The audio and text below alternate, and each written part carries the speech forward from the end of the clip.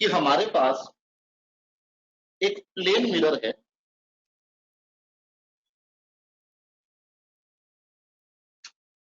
एक plane mirror, ये मैं आप लोगों को पॉइंट बता रहा हूं, तो अच्छे से पता हो कि क्या मैं पॉइंट बता रहा हूं और क्या मैं क्वेश्चन दे रहा हूं। ये बात,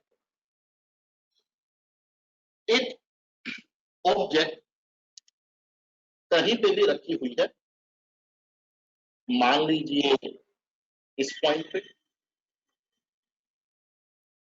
इस ऑब्जेक्ट से, अच्छा लास्ट क्लास में मैंने ये कहा था कि एक ऑब्जेक्ट से सभी डायरेक्शंस में रेज निकलती है, बोला था, पर इमेज बनाने के लिए अपने को कितनी रेज चाहिए, बस वो 2 रेज आप लोग कोई भी ले सकते हो। इस केस में मैं वो 2 रेज ये वाली ले रहा हूं। सर कौन सी वाली? जो मिरर के एक्सट्रीम पॉइंट्स पे स्ट्राइक कर रही है, एज शोन इन, ये वाली 2 रेज। तो मिरर पे जब ये स्ट्राइक करेगी तो इस प्रकार से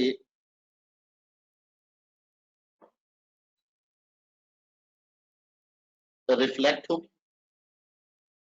अगर मेरे को लाइट का पाथ दिखाना है, मेरे को एरो से दिखाना पड़ेगा, जिसे हम रे बोलते हैं। अगर मैं इसे पीछे प्रोड्यूस करूं फर्दर,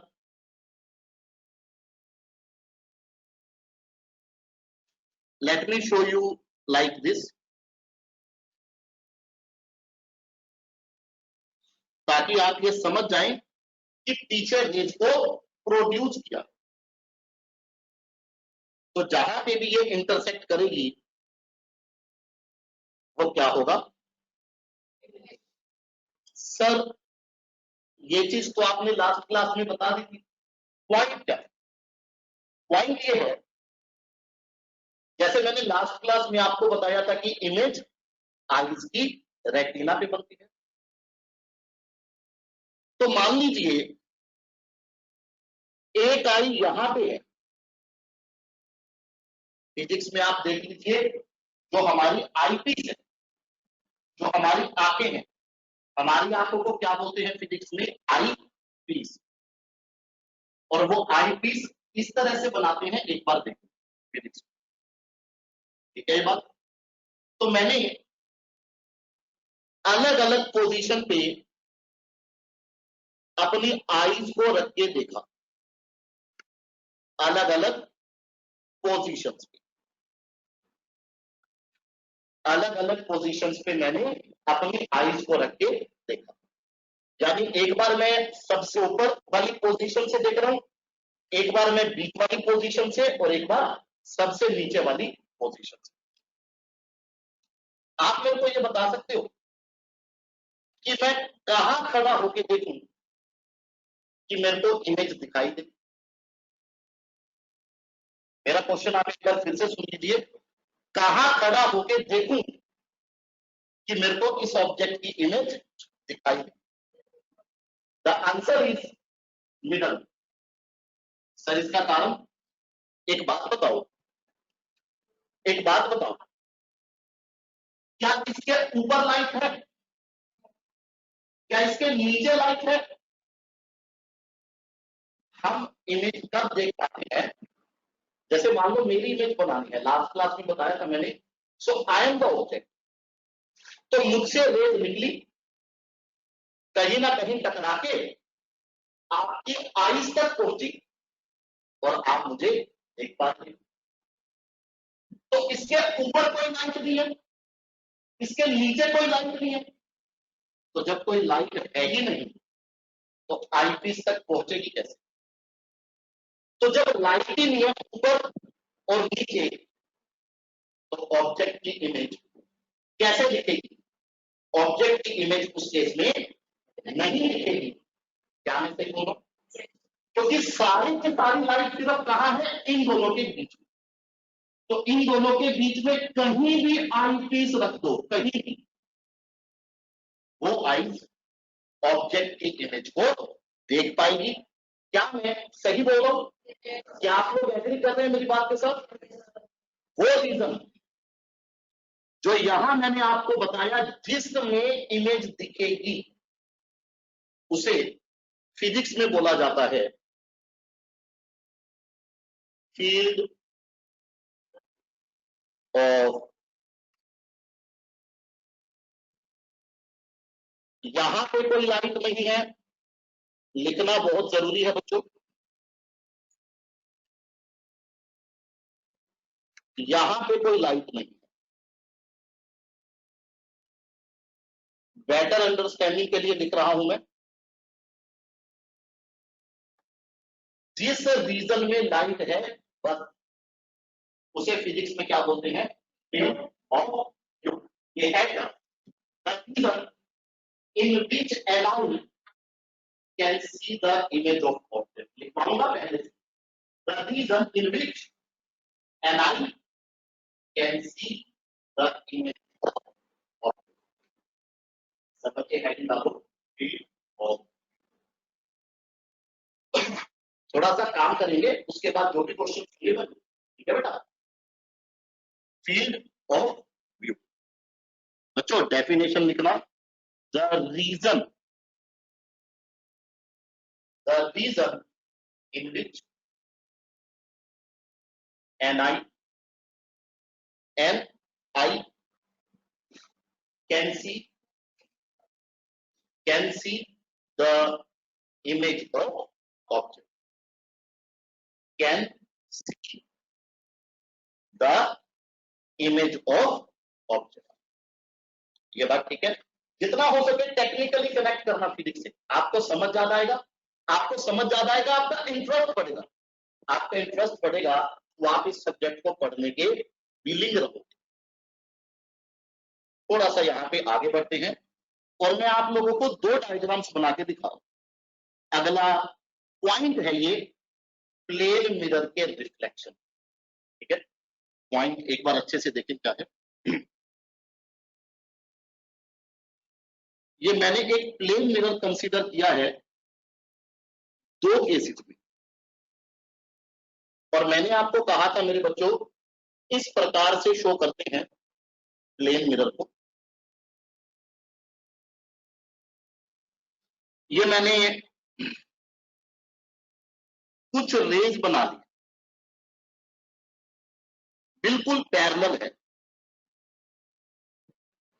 बिल्कुल पैरेलल है एक दूसरे के। जब ये रिफ्लेक्ट हुई ना, तो रिफ्लेक्ट होके भी बिल्कुल पैरेलल ही गई है, तो रिफ्लेक्ट होके भी बिल्कुल पैरेलल ही गई है। I am not drawing the arrows. अब आप समझ गए, एरो से लाइट का पाथ दिखाते हैं। छोटी छोटी चीजों से क्लास में समय बचाएंगे, प्रोडक्टिव चीजों में इस्तेमाल। और जो दूसरा केस है उसमें आ तो पैरेलल रही है,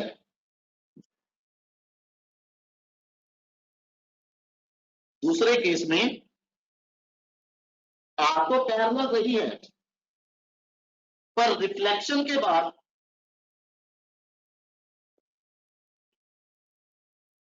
पैरेलल नहीं है।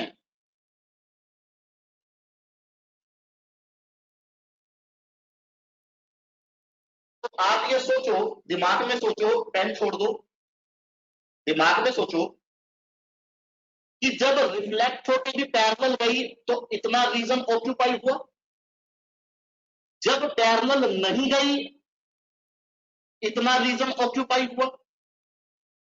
ज्यादा रीजन कहां ऑक्यूपाई हुआ? जब पैरेलल नहीं गई। इसका मतलब जब पैरेलल नहीं गई तो लाइट फैल गई,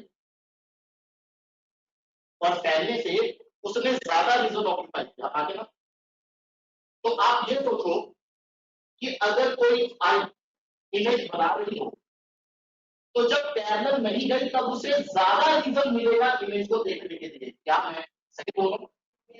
जब पैरेलल नहीं गई तो फील्ड ऑफ व्यू बढ़ जाता है। आई को ज्यादा रीजन मिलेगा ऑब्जेक्ट इमेज को देखने के लिए, एफ आई राइट। अगर ऐसा है तो जब पैरेलल ना जाए ना तो उसे हम लोग बोलते हैं डिफ्यूज रिफ्लेक्शन, इररेगुलर रिफ्लेक्शन। मैं कहूंगा, नोट वरी, मैं कहूंगा जब पैरेलल ना जाए ना हम उसे बोलते हैं इररेगुलर रिफ्लेक्शन। इररेगुलर रिफ्लेक्शन में क्या होता है, लाइट फैल जाती है और फैलने से हम अपने आसपास की चीजों को ज्यादा देखते हैं। तो इस कमरे में लाइट है, उससे आप चारों तरफ की चीजें देख पा रहे हो, ये भी वो भी क्या मैं सही बोल रहा हूं? It is due to irregular reflection.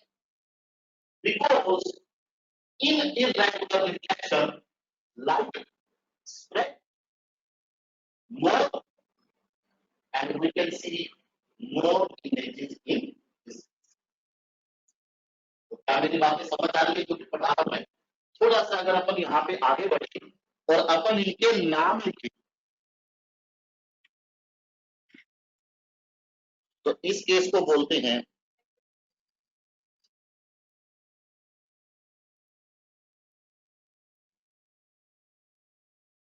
मेरे बच्चों, मेरे कहने से पूरा लिख लेना, मैंने बस इतना लिखा है। REF means reflect. और जो दूसरा केस है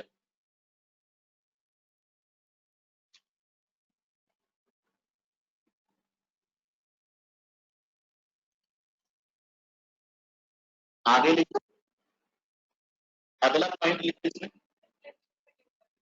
डिफ्यूज भी लिख सकते हैं, पर मैंने डिफ्यूज शब्द क्यों नहीं लिया आपको, ठीक है ये बात।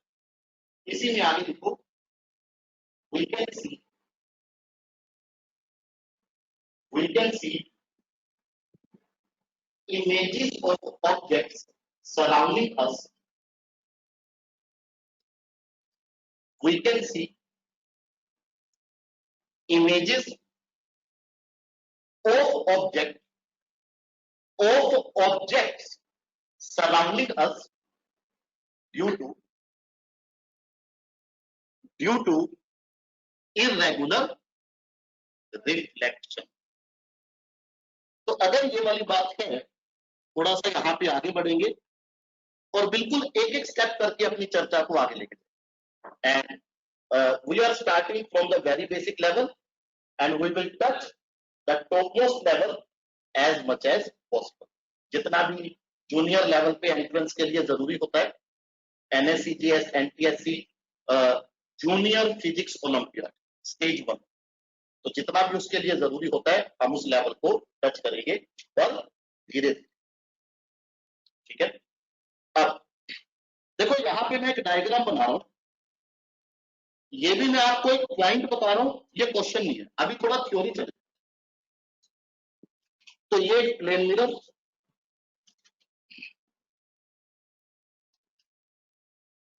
कहीं दूर से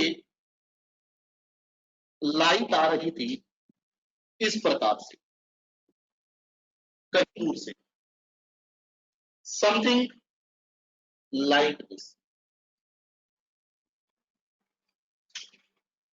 तो क्या कोई ऑब्जेक्ट डिफाइंड है? नो, कहीं दूर से आ रही है, ठीक है। मैंने इन्हें पीछे प्रोड्यूस किया,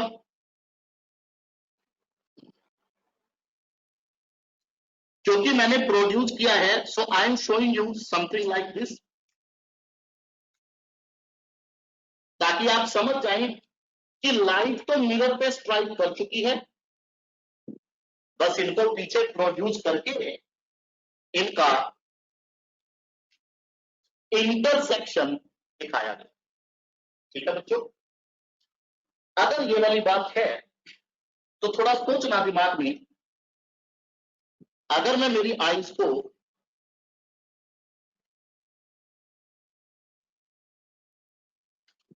इस प्रकार से रखता हूं, so it is something like this, कि ये है प्लेन मिरर ठीक है, रेस कहीं दूर से आ रही है ऐसे, ठीक है, और मैंने अपनी आईज को मिरर के फ्रंट में,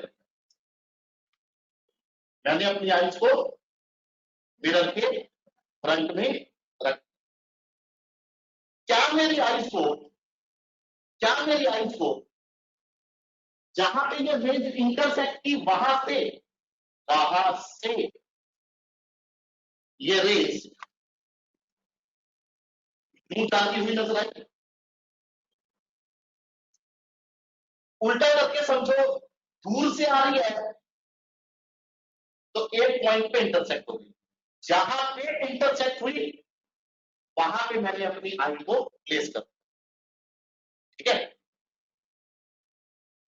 अगर मैं आपको ये कहूं कि यहां पे कोई ऑब्जेक्ट है, लेट मी ड्रॉ दिस,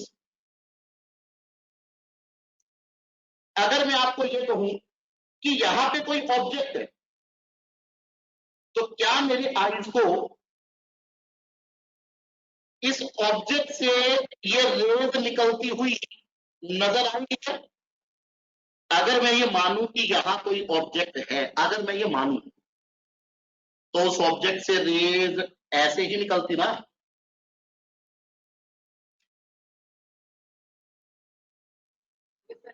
सही बोल रहा हूं? क्या यहां पे एक्चुअल में कोई ऑब्जेक्ट थी?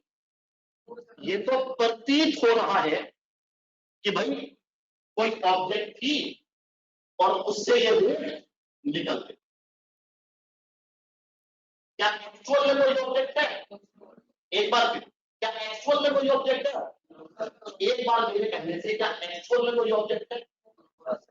अगर एक्चुअल में कोई ऑब्जेक्ट नहीं है तो जो हम लोगों ने सपोज किया है ना, सपोज, वो क्या है हमारी,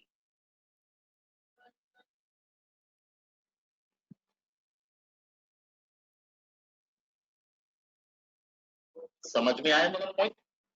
वर्चुअल मीन्स एक्चुअल में कोई ऑब्जेक्ट नहीं है, जहां पे रेज इंटरसेक्ट हुई वहां मैंने अपनी तरफ से माना कि कोई ऑब्जेक्ट रखी हुई है और उसी ऑब्जेक्ट से ये रेज निकल रही। वर्चुअल क्यों? ये मैंने अपनी कन्वीनियंस के लिए माना। तो क्या है वर्चुअल ऑब्जेक्ट का कंसेप्ट? वर्चुअल ऑब्जेक्ट का कंसेप्ट ये है कि कहीं दूर से जो रेज आ रही हो वो जिस पॉइंट पे इंटरसेक्ट होती हुई नजर आए, इंटरसेक्ट होती हुई नजर आए, एक्चुअल में थोड़ी इंटरसेक्ट हुई है। सुनो एक मिनट, एक्चुअल में थोड़ी इंटरसेक्ट हुई है, मिरर पे स्ट्राइक करके रिफ्लेक्ट हो गई, मिरर पे स्ट्राइक करके रिफ्लेक्ट हो गई। क्या मैं सही बोल रहा हूं? एक्चुअल में इंटरसेक्ट नहीं हुई, मैंने इंटरसेक्ट करवाया है प्रोड्यूस करके। एक वर्चुअल ऑब्जेक्ट, एक रियल ऑब्जेक्ट, एक वर्चुअल इमेज और रियल इमेज, सब the point eight which incident raise, आराम से लिखना मेरे बच्चों को, कोई जल्दी नहीं है, समझ में आना चाहिए। The point eight which incident raise seems to intersect। क्या आप लोग एक एक वर्ड समझ पा रहे हो जो बोल रहा हूं? The point eight which incident raise seems to intersect, intersect हुई नहीं, अभी बताया मैंने, seems to intersect is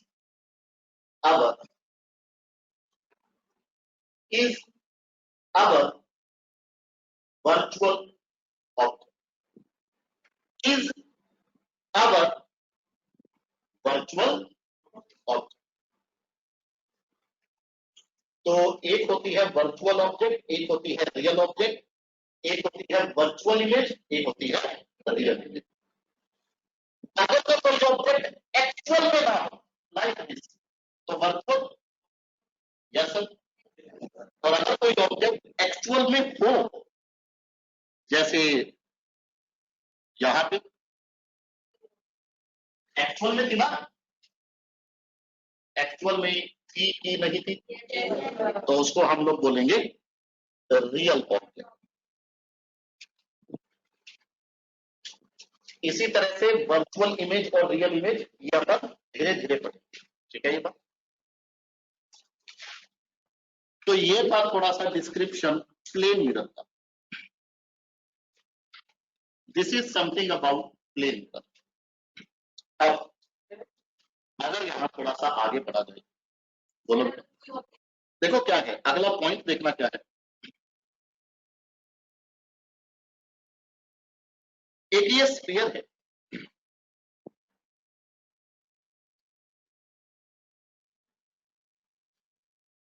glass का बना हुआ स्फीयर है। ग्लास को ना दो तरह से मेजरली कट किया जाता है। ये सिलेंड्रिकल नजर आ रहा है, नजर आ रहा है बेटा, चेष्टा मेरा बिल्कुल नजर आ रहा है। ये स्फेरिकल, ठीक है। वैसे तो आप लोग ग्लास को कट करके कोई भी शेप दे सकते हो, स्फेरिकल और सिलेंड्रिकल ज्यादा अच्छा। आगे अपन इसकी चर्चा करेंगे ऐसा, ठीक है। एक एक स्टेप करके अपन आगे, ओके। तो ये एक स्फीयर है, ग्लास का बना हुआ।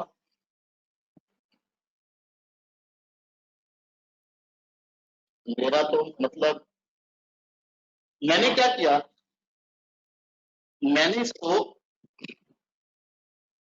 काट दिया। तो जो मैंने आप लोगों को दिखाया है ना, दिस इज कट लाइन।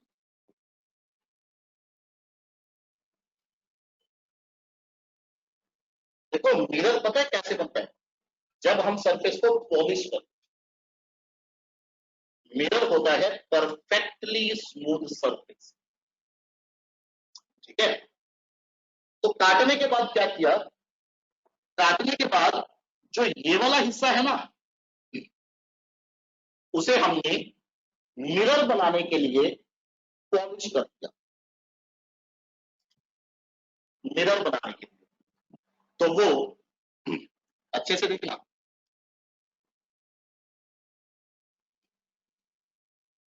कुछ इस प्रकार से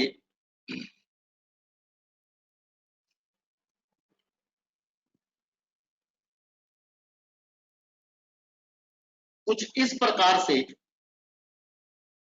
ये है मिरर का सिंबल, मिरर बन गया। This mirror is not having plane shape. क्या मैं सही बोल रहा हूं, इसकी शेप प्लेन नहीं है। इसकी शेप कैसी है, तो ये है हमारा कर्व मिरर।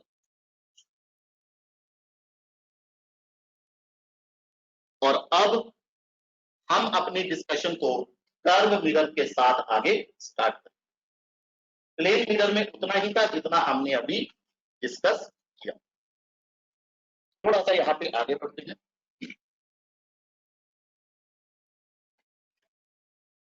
अगर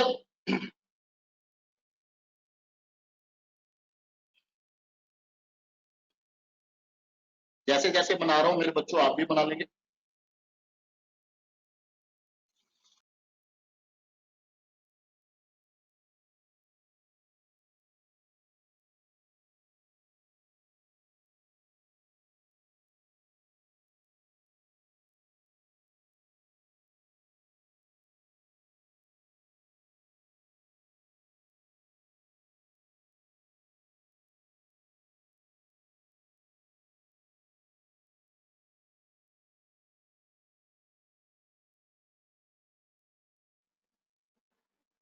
जिस तरफ आप लोगों को ये वाला सिंबल लगा हुआ मिले, उसका दूसरा साइड होता है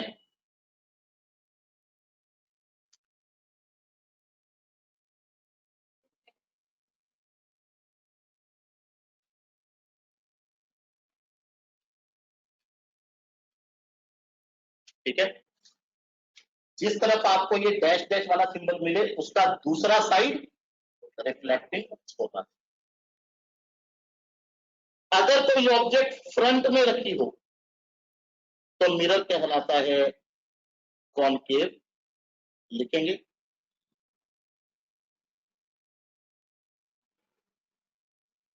अगर कोई ऑब्जेक्ट बैक में रखी हो, सिंबल ऐसे लगाएंगे आप, तो मिरर कहलाता है।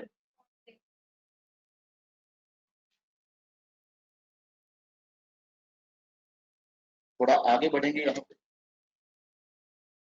पॉइंट्स काफी है यहां।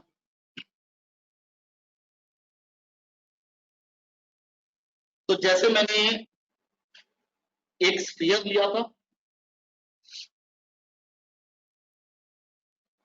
उसे काटा था,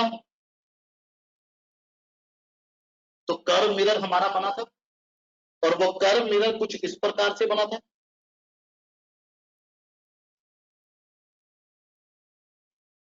ये जो लाइन मैं बना रहा हूं ना बार बार, ये वाली, इसे आप लोग एक्स एक्सिस नहीं बोलेंगे।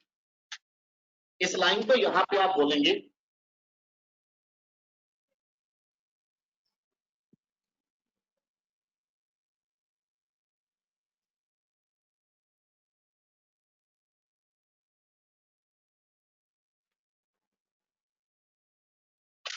वो लाइन जो कट लाइन के परपेंडिकुलर है। ठीक है, तो सुन के ये वाली बात समझ आ गई ना, लिखवाने वाली कुछ नहीं। स्फीयर का तो कहीं ना कहीं सेंटर भी होगा। तो अब अगर मैं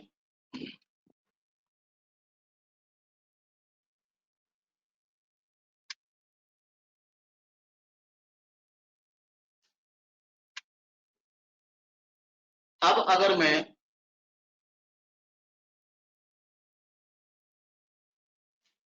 इस वाली फिगर से कंपेयर करूं, तो देखो सेंटर मिरर के फ्रंट में है,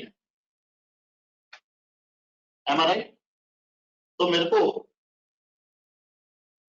कुछ ऐसे बना देना चाहिए। क्या मैं सही बोल रहा हूं?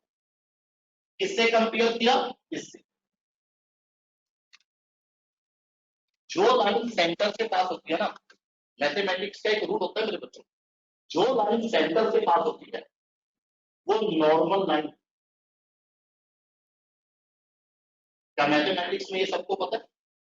जो लाइन सेंटर से पास करती है ना, वो नॉर्मल लाइन।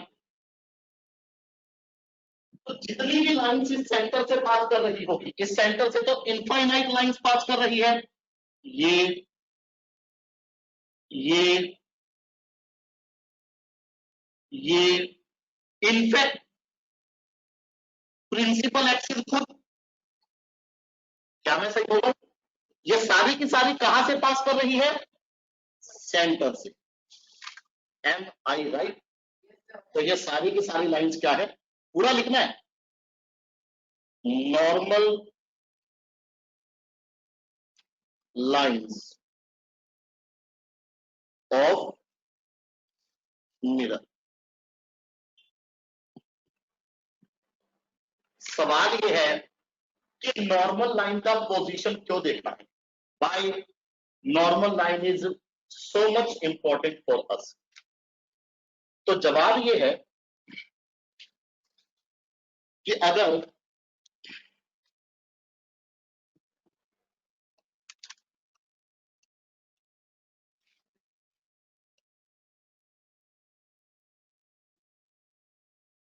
अगर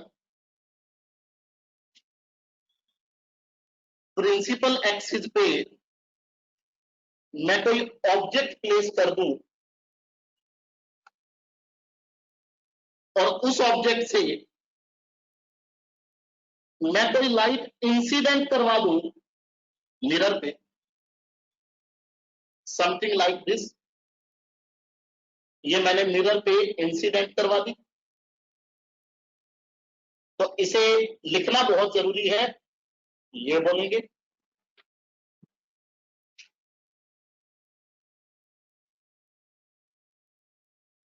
ये एक और लाइन मैंने बनाई,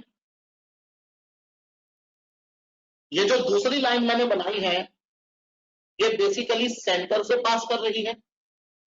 अगर ये सेंटर से पास कर रही है तो ये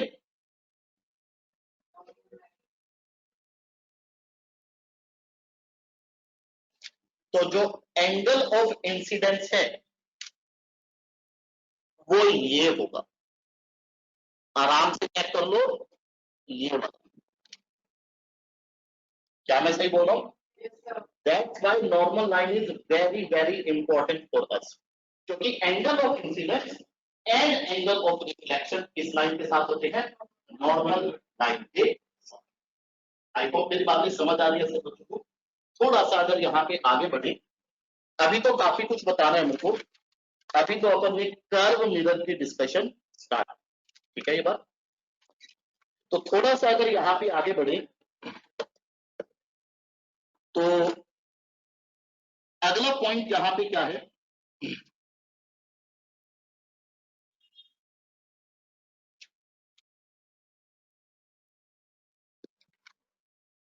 प्रॉब्लम आ रही है बेटा देखिए, मैं समझ गया, मैं लिख के रखता हूँ, ठीक है।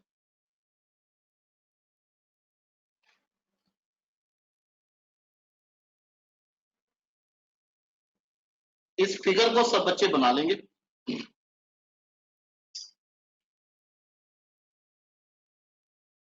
यहां पे है सेंटर, मैंने माना ऑब्जेक्ट सेंटर पे ही है, ठीक है। तो ऑब्जेक्ट से ये जो रे निकली ये सेम पाथ के अलोंग वापस आ जाएगी, क्योंकि ऑब्जेक्ट से ये जो रे निकली ये नॉर्मल रे है,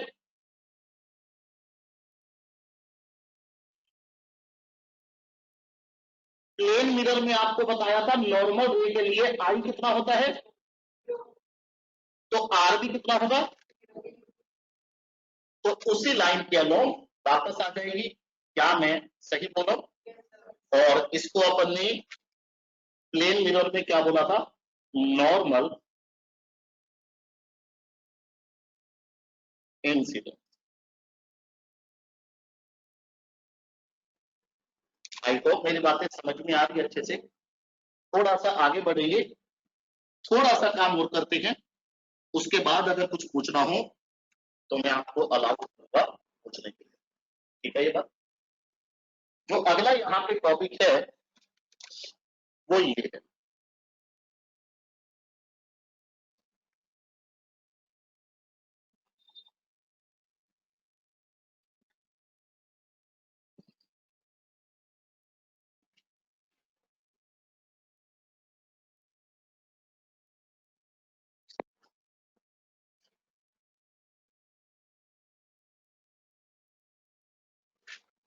तरीका ये बताया गया था कि ऑब्जेक्ट से इनफाइनाइट रेज निकलती है, उसमें से कोई भी दो चाहिए, जहां पे इंटरसेक्ट कर गई वो क्या होगी, इमेज वाली पोजीशन। तो अगर ये वाली बात है तो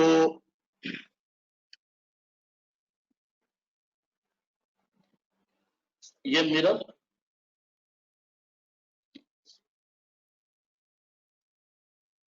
और प्रिंसिपल एक्सिस पे ऑब्जेक्ट से ये एक रे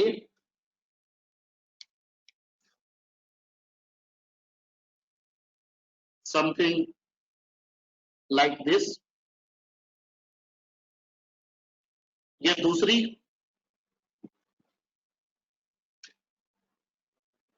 ये इंसिडेंट रे, ये सेंटर, ये नॉर्मल, ये इंसिडेंट एंगल नॉर्मल के साथ। तो ये वाली जो रे है वो इस प्रकार से रिफ्लेक्ट हो गई।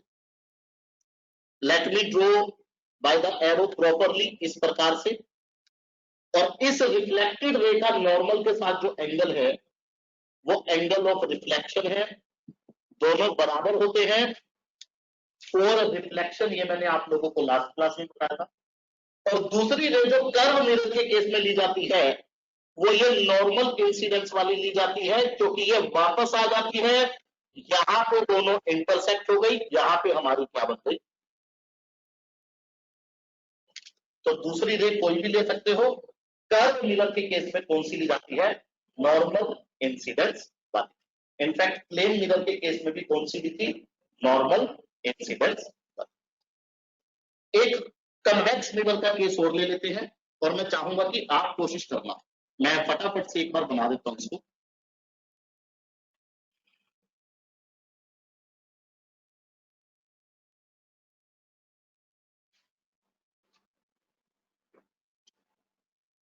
तो ये रही object.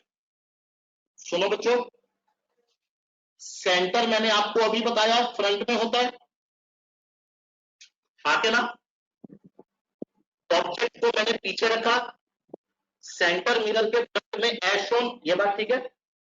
I am giving you 10 seconds, एक बार इसकी इमेज बना के देखो कैसे बनता। I am giving you 10 seconds.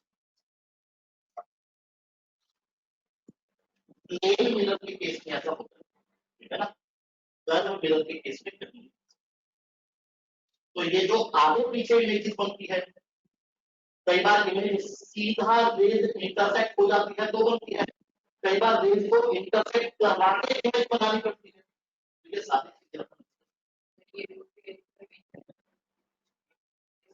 वो भी डिफाइन करूंगा अभी। अभी मैं सिर्फ क्या बता रहा हूं, इमेज बनाने का डिस्टेंसेस इससे अगले पॉइंट में डिफाइन करूंगा, ठीक है बेटा।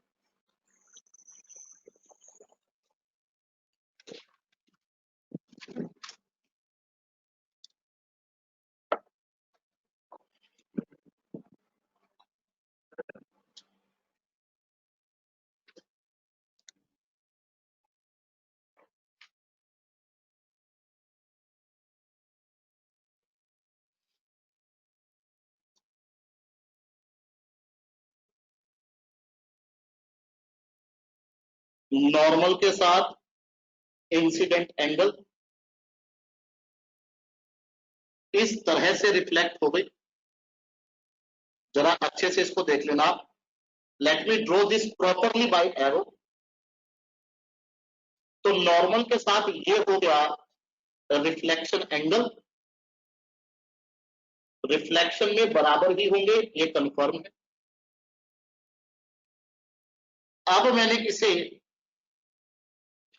फर्दर पीछे प्रोड्यूस कर दिया, क्योंकि मैंने प्रोड्यूस किया है, so I am showing you like this, ताकि आप ये समझ जाए कि भाई खींचा है पीछे, ठीक है। दूसरी जो मैंने आपको बोला नॉर्मल इंसिडेंस वाली, वो वापस आ जाती है, इस पॉइंट पे इंटरसेक्ट हो गई, तो ये वाला पॉइंट क्या हो गया। क्या इसमें इमेज बनाने के लिए खींचना पड़ा किसी भी रे को? जब किसी भी रे को प्रोड्यूस किए बिना इमेज बन जाए तो उस इमेज को बोलते हैं रियल इमेज। जहां पे प्रोड्यूस करके बनानी पड़े उस इमेज को बोलते हैं।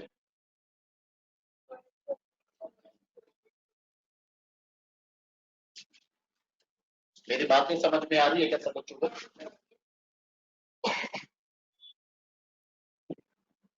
थोड़ा सा अगर मैं यहां पे और आगे बढ़ूं तो मैं आप लोगों को यहां पे कुछ ये डिस्टेंसेस दिखाना चाहता हूं।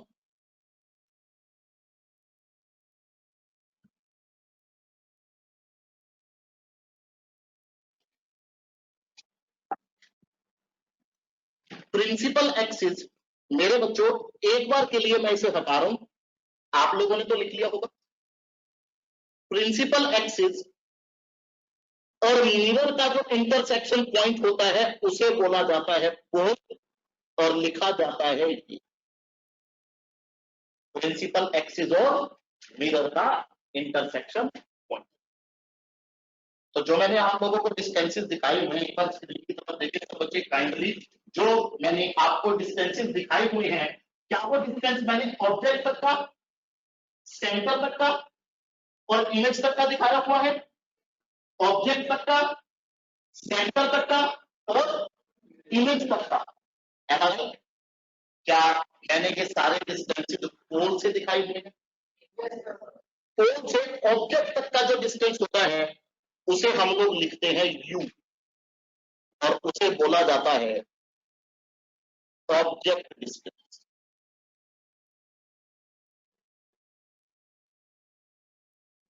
जो सेंटर तक का होता है उसे लिखते हैं आर, ये होती है रेडियस।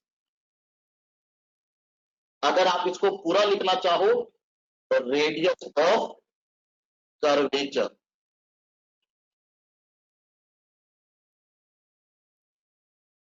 कर्व मिरर है ना, so radius of curvature means curve mirror की रेडियस, ठीक है?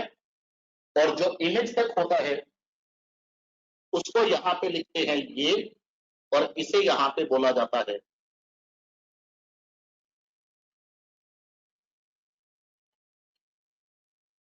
सबसे पहले तो पॉइंट लिखो, all the distances,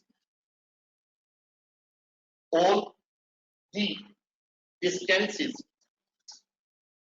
always measure from pole। मैं रिपीट कर देता हूं बात को, all the distances always, all the distances always measure from pole। क्या इनमें कोई रिलेशन होता है? Answer is yes. इनका जो रिलेशन होता है वो मैं यहां लिख रहा हूं, 1/v प्लस 1/u बराबर 2/, ये रिलेशन होता है सभी में। इस रिलेशन को बोला जाता है मिरर फॉर्मूला,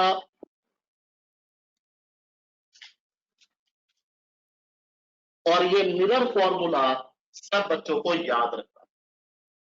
क्या डेरिवेशन होती है? डेफिनेटली होती है, 12th क्लास में करवाते हैं।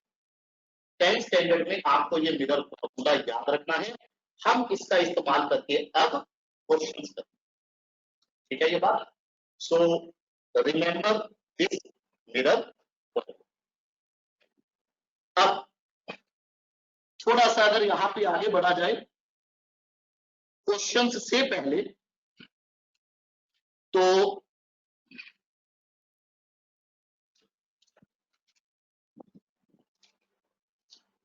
फिर से ये curve mirror, principal axis, centre, एक और पॉइंट होता है यहां, उस पॉइंट को एफ लिखते हैं, और वो होती है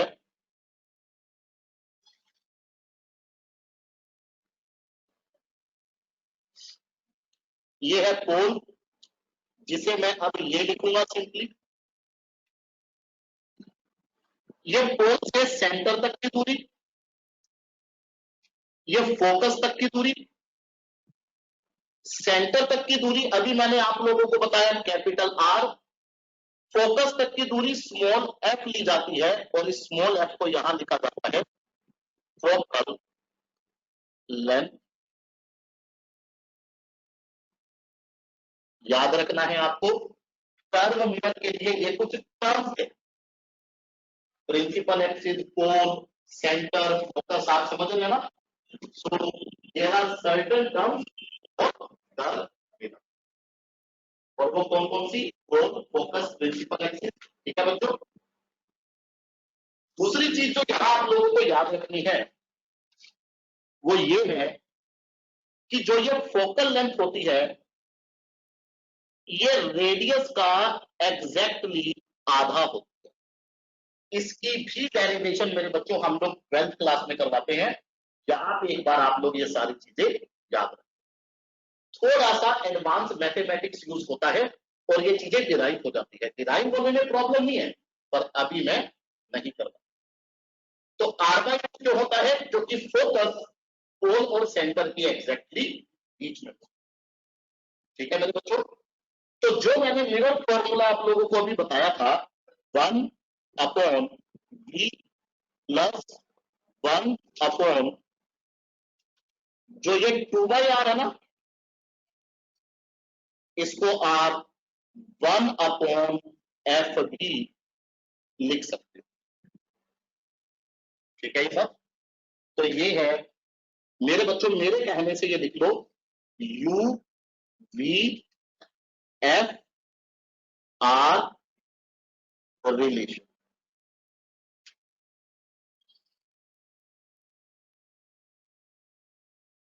इसी रिलेशन को हम लोग क्या बोलते हैं, मिरर फॉर्मूला। इसी रिलेशन को हम लोग क्या बोलते हैं, मिरर फॉर्मूला। अब यहां पे एक चीज और होती है, उसे भी जरा देख लेते हैं क्या होती है। सो अगेन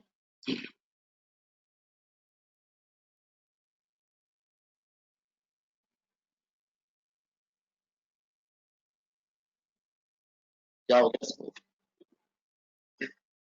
और ये उठता भी टूट के है। ठीक है, कभी सीधा नहीं उठाई। खैर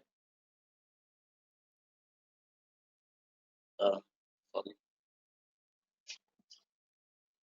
इसे बना लेंगे सब बच्चे।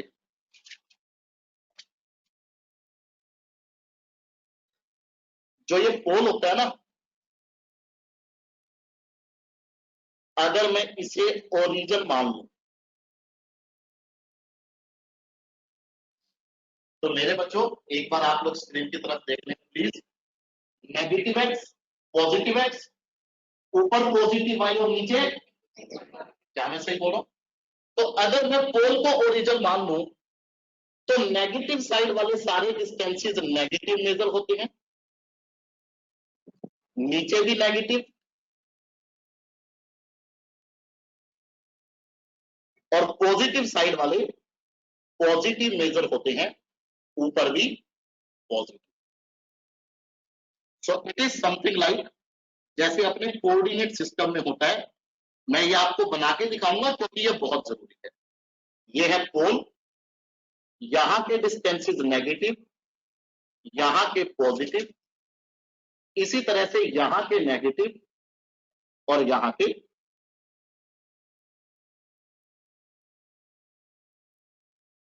ठीक है। तो ये है क्या, ये नेगेटिव पॉजिटिव, ये है basically sign convention for curve mirror. सवाल यह है कि लगानी कैसे है, तो जवाब देने के लिए मैं आप लोगों को थोड़ा ऊपर लेके चल रहा हूं, उस केस पे जहां पे हम लोगों ने इमेज बनानी सीखी।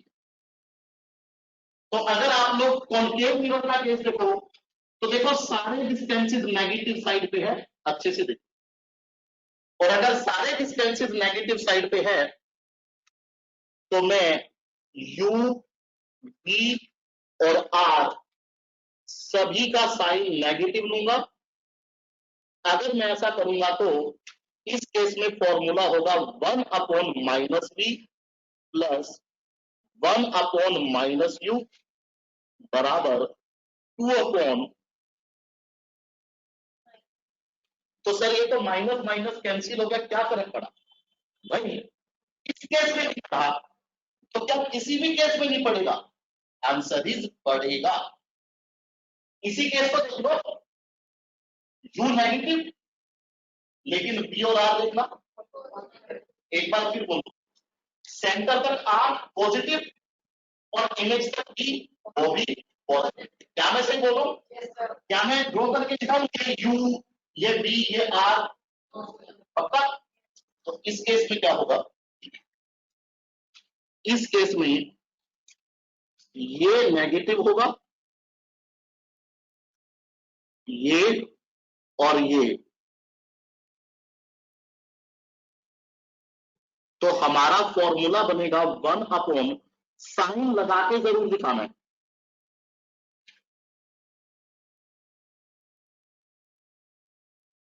साइन लगा के जरूर दिखाना। आई होप यहां तक क्लियर है सब बच्चों को। तो ये था थ्योरी पार्ट। तो एक आधा क्वेश्चन भी देख लेते हैं कैसा बनेगा। कुछ इस प्रकार से है क्वेश्चन, देखो जरा।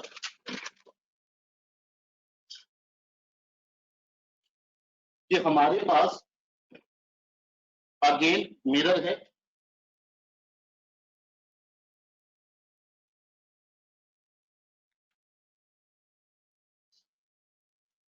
प्रिंसिपल एक्सिस,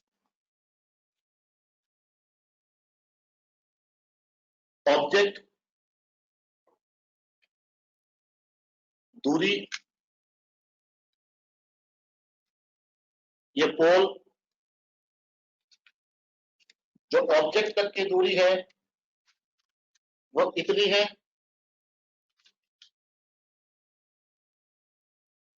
जो रेडियस है इतनी है, पॉइंट, इमेज, डिस्टेंस, ऑल्सो इसी में लिखना है ड्रॉ द रे diagram.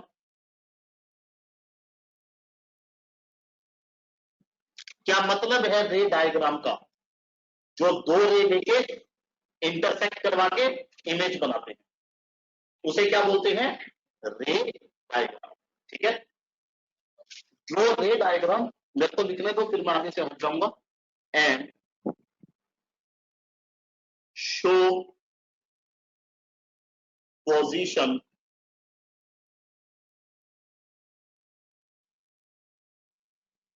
Of image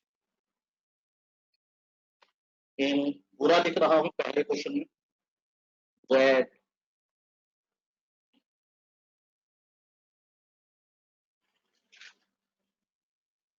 you have 30 to 40 seconds only for this।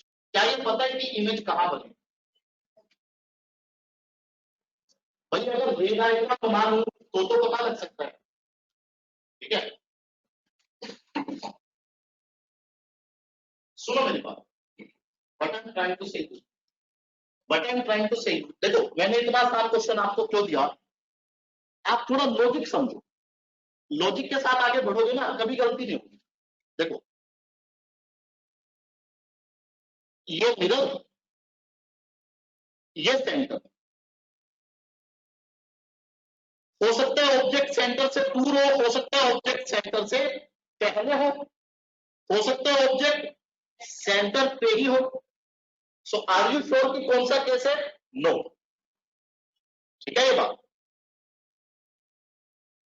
मेरा पॉइंट क्या है, what I am trying to explain? Sir थोड़ा खुल के बताओ ताकि हमें क्लियरेंस आए। मैंने एक ऐसा कोई केस देखा और सो ये इंसिडेंट रे, ये सेंटर से पास होने वाली नॉर्मल लाइन, ये इंसिडेंट रे का नॉर्मल लाइन के साथ इंसिडेंट एंगल,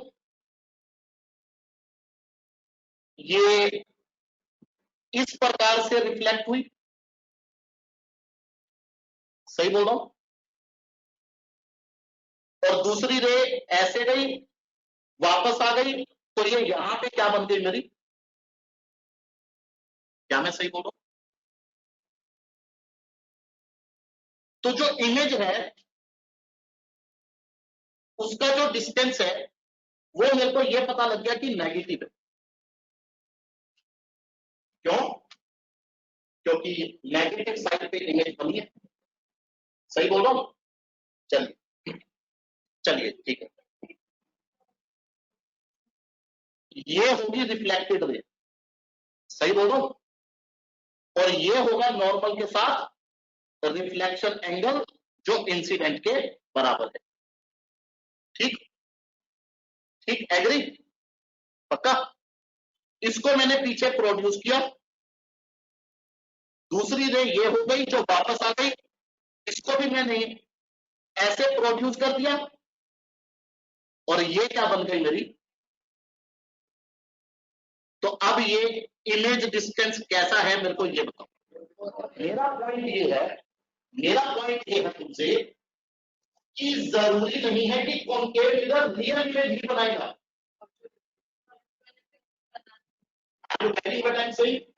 जरूरी नहीं है कि कॉन्केव मिरर रियल इमेज ही बनाएगा। So without knowing the case कि भाई इमेज रियल बन गया possible, how can I decide the sign of image distance. मेरे को क्या पता कि इमेज नेगेटिव साइड पे बनी या पॉजिटिव साइड पे, क्या मैं सही बोल रहा हूं? ये वाली बात समझ आती है सभी को, समझ आती है? तो सॉल्यूशन क्या है ऐसे केसेस का? Let me remove all this. Solution क्या है ऐसे केसेस का? आसान वाले केस से थोड़ा सा अपन कंसेप्ट सीखने की कोशिश करते हैं, है ना। अगर मैं इस केस को देखूं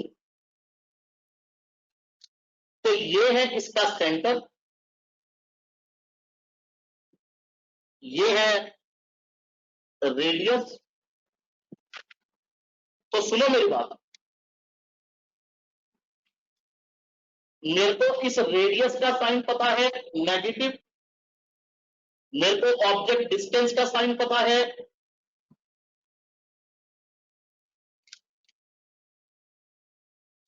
क्योंकि मेरे पास इमेज की कोई इंफॉर्मेशन नहीं है तो मैंने अपनी तरफ से इमेज डिस्टेंस का साइन नहीं लगाया। ठीक है भाई, बाकी प्लस 1 बाई कितना,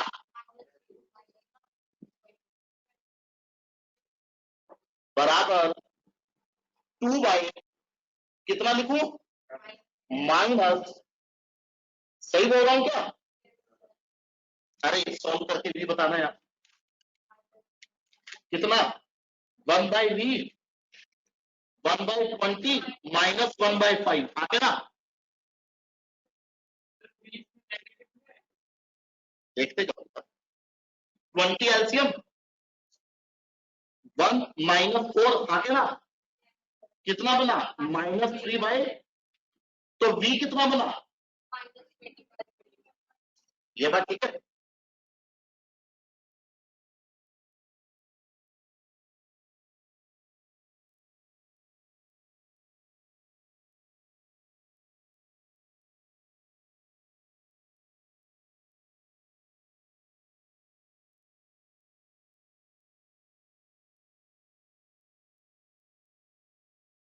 अब इस इमेज डिस्टेंस का ये जो साइन मिला है मेरे को, इससे मेरे को ये पता लग गया कि मेरी इमेज कहां बनेगी, नेगेटिव साइड। सही है। -20/3 एक बार कैलकुलेट करना, -6.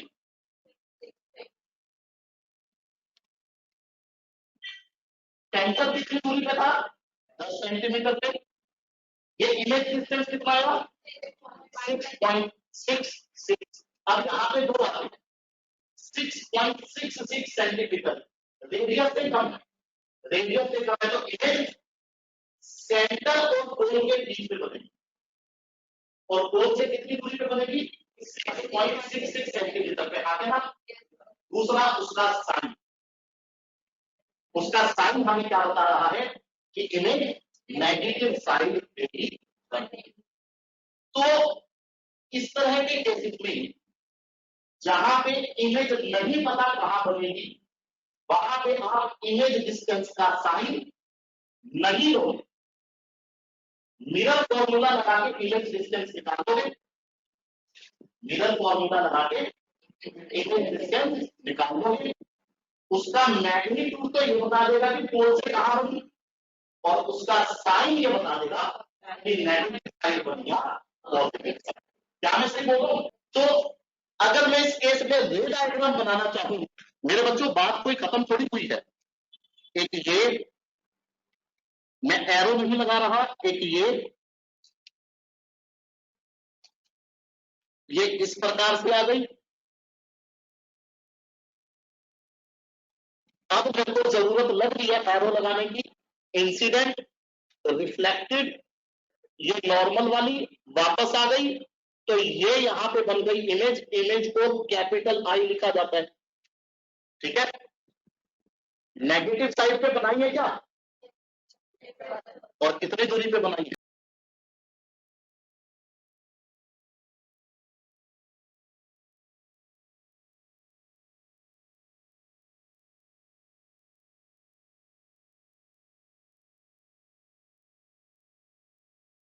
तो इस प्रकार से मिरर फॉर्मूला लगाएंगे, इमेज की इंफॉर्मेशन लेंगे, उसका मैग्नीट्यूड बताएगा कौन से कहां बनी, उसका साइन बताएगा नेगेटिव साइड बन गया। थोड़ा आगे बढ़ सकते हैं। किताबों में ना एनसीईआरटी में अलग अलग केस बनाए हैं। जब सेंटर से दूर हो, सेंटर के पास, सेंटर से पहले हो, या जब ऑब्जेक्ट सेंटर पे।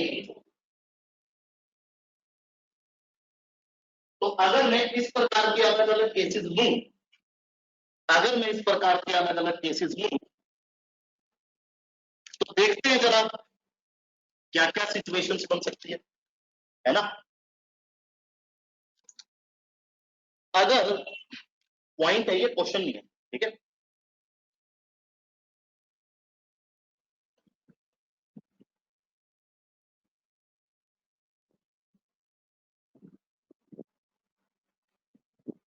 अगर मैं आप लोगों को ये कहूं कि ये जो रेज है ना, ये कहीं दूर से आ रही है,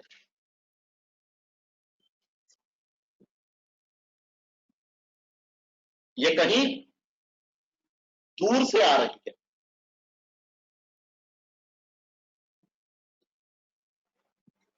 तो ये रिफ्लेक्ट होके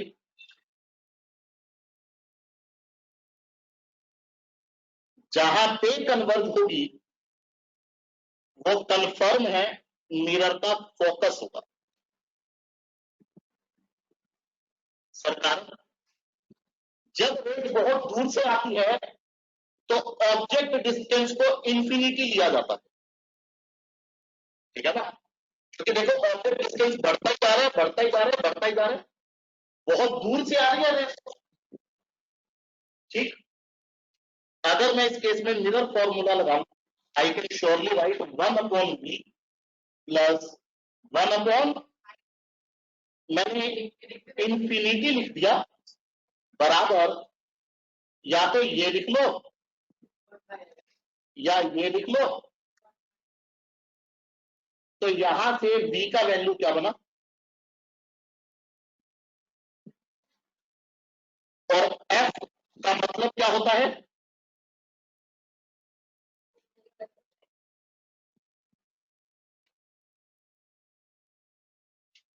क्या मैं सही बोल रहा हूं? तो कर्व मिरर में जितने भी रिजल्ट है, मेरा कहने का मतलब क्या है कि कर्व मिरर में जितने भी रिजल्ट है, मिरर के फॉर्मूले से मिले। मिरर फॉर्मूला हमें इमेज की इंफॉर्मेशन दे देगा, और उस इमेज की इंफॉर्मेशन से रे डायग्राम बना। मैं अपनी बात को रिपीट करना चाहूंगा, मिरर फॉर्मूला हमें इमेज की इंफॉर्मेशन दे देगा, और उस इमेज की इंफॉर्मेशन से रे डायग्राम बना। इमेज डिस्टेंस का जो वैल्यू होगा वो ये बता देगा इमेज पोल से कितनी दूरी पे बनेगी, और उसका जो साइन होगा वो ये बता देगा कि इमेज नेगेटिव साइन की क्या पॉजिटिव। मेरी बातें समझ आ रही है सब बच्चों को? ये तो मैंने कॉन्केव मिरर का केस किया, सही बोल रहा हूं। अगर मेरे को यही कॉन्वेक्स में ड्रॉ करना होता, मैं फटाफट आपको ड्रॉ करके दिखा दूंगा। तो क्यों ना मैं इसी प्रकार से इसको ड्रॉ करूं।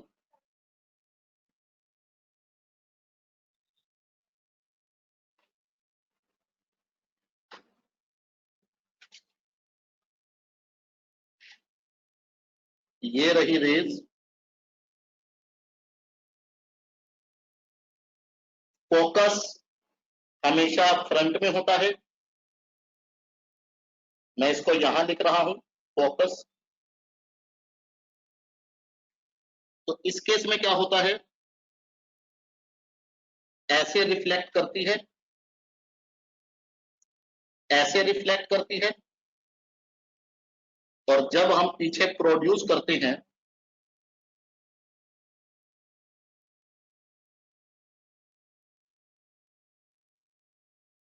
Let me show you like this, तो वो किस पॉइंट से पास करती है। अगर आप मुझसे कारण पूछेंगे, मैं कहूंगा u फिर से इंफिनिटी है, तो v का वैल्यू कितना है।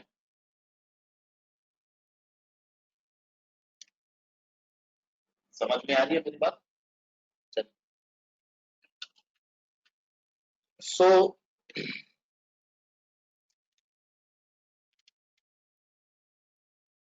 अगर मैं आप लोगों को ये कहूं कि कोई ऑब्जेक्ट मिरर के सेंटर पे ही रखी हुई है,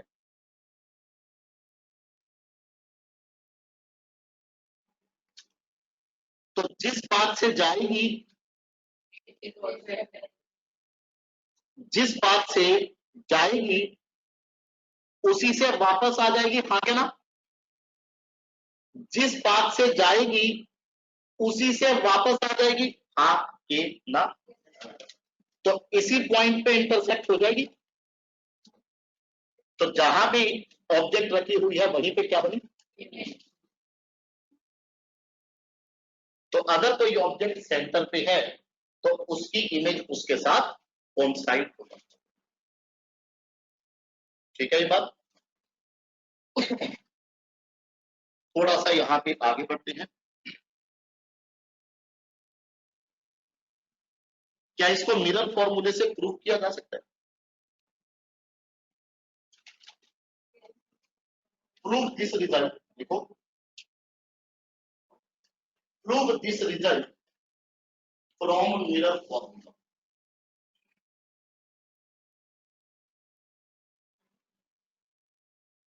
prove this result from mirror formula.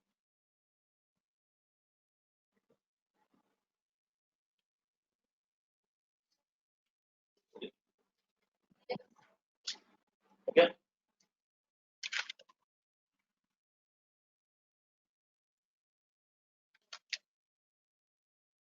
Object distance,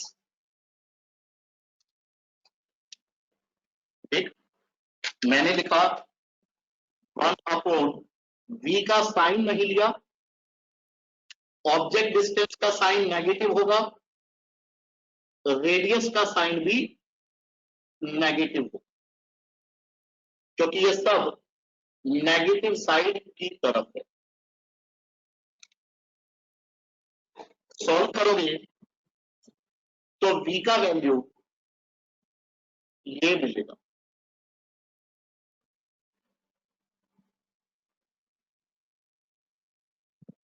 ठीक है भाई, और v का वैल्यू ये मिलने का मतलब क्या है,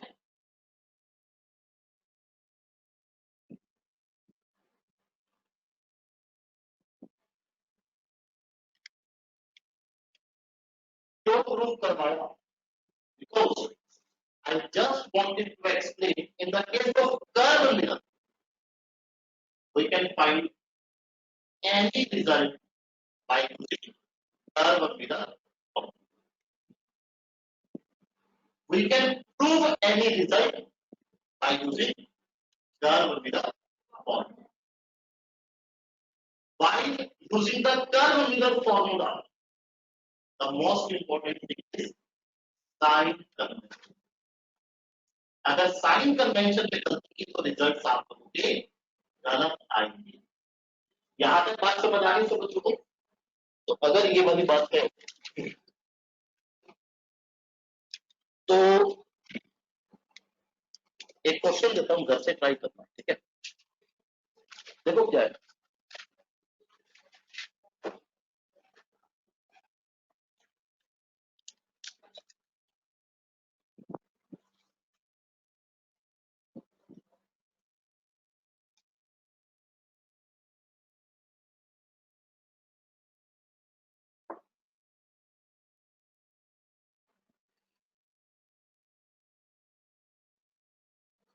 दो मिरर नजर आ रहे हैं आपको, दोनों का फोकल लेंथ स्मॉल है, दोनों का। कहीं पे भी मैंने एक ऑब्जेक्ट रख दिया, कहीं भी हो सकती है, दोनों के पोल्स के बीच, ठीक है? एक टू रिफ्लेक्शंस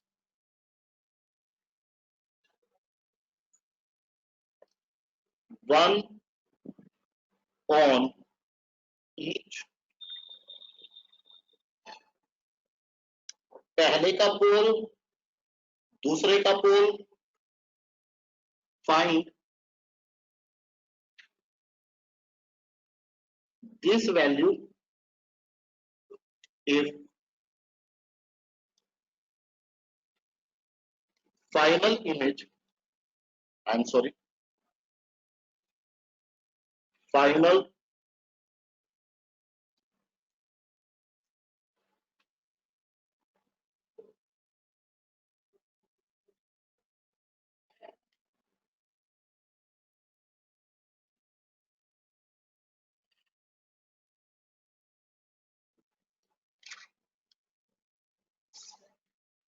दो रिफ्लेक्शन आपको लेनी है, हर एक पे एक लेनी, और दोनों के पोल्स के बीच का डिस्टेंस बताना है, जो कंडीशन है वो मैंने यहाँ पे, ठीक है बच्चों?